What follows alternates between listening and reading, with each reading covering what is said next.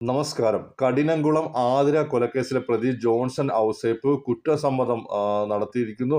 പോലീസിനോട് താൻ ആതിരയെ കൊലപ്പെടുത്തിയെന്നുള്ള കാര്യം സമ്മതിച്ചിരിക്കുന്നു. വിശദമായി അതിനെക്കുറിച്ച് അദ്ദേഹം പോലീസിനോട് മൊഴി നൽകുകയും ചെയ്തിരിക്കുന്നു. ആതിരയുമായി ലൈംഗിക ബന്ധത്തിൽ ഏർപ്പെടുമ്പോൾ കത്തി കഴുത്തിൽ കുത്തി വലിക്കുകയായിരുന്നു. അങ്ങനെയാണ് കൊലപാതകം നടത്തിയെന്നാണ് ജോൺസൺ പറയുന്നത്.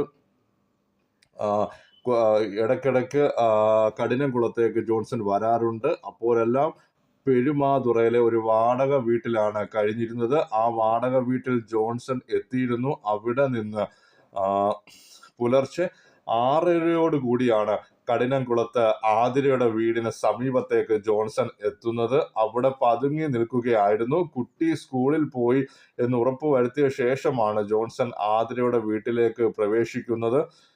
പ്രവേശിക്കുമ്പോൾ കയ്യിൽ കത്തി കരുതിയിരുന്നു. ആ കത്തി ആതിര കാണാതെ മെത്തയുടെ അടിയിൽ ഒളിപ്പിച്ചു വെക്കുകയായിരുന്നു. അതിനുശേഷം ആതിര ചായ നൽകി എന്നാണ് ജോൺസൺ പറയുന്നത്. അതിനുശേഷമാണ് ലൈംഗിക ബന്ധത്തിൽ ഏർപ്പെടാനുള്ള ശ്രമം നടത്തിയത്. ആ സമയത്ത് മെത്തയ്ക്കടിയിൽ സൂക്ഷിച്ചിരുന്ന കത്തി കൊണ്ട് ആതിരയുടെ കഴുത്തിൽ കുത്തിയിറക്കുകയായിരുന്നു. അങ്ങനെ മരണം ഉറപ്പാക്കിയ ശേഷം രക്തം പുരണ്ട സ്വന്തം ഷർട്ട് അത് അഴിച്ചു മാറ്റി അവിടെ ഉപേക്ഷിച്ച ശേഷം ആതിരയുടെ ഭർത്താവിൻ്റെ ഷർട്ട് ധരിച്ചാണ് പുറത്തേക്ക് പോയത്.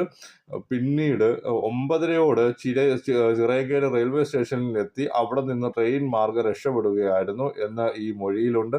അതിനു മുൻപ് തന്നെ ആത്മഹത്യ ചെയ്ത ഒരു പദ്ധതി കൂടി തനിക്കുണ്ടായിരുന്നു എന്ന് ജോൺസൺ പോലീസിനോട് പറഞ്ഞിട്ടുണ്ട്.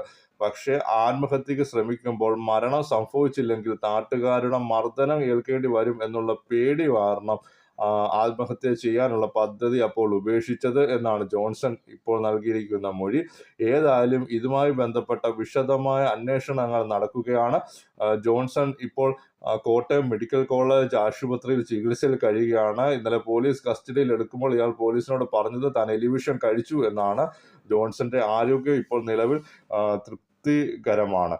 ദയവായി ചാനൽ സബ്സ്ക്രൈബ് ചെയ്യുക, ലൈക്ക് ചെയ്യുക, ഷെയർ ചെയ്യുക. നന്ദി, നമസ്കാരം.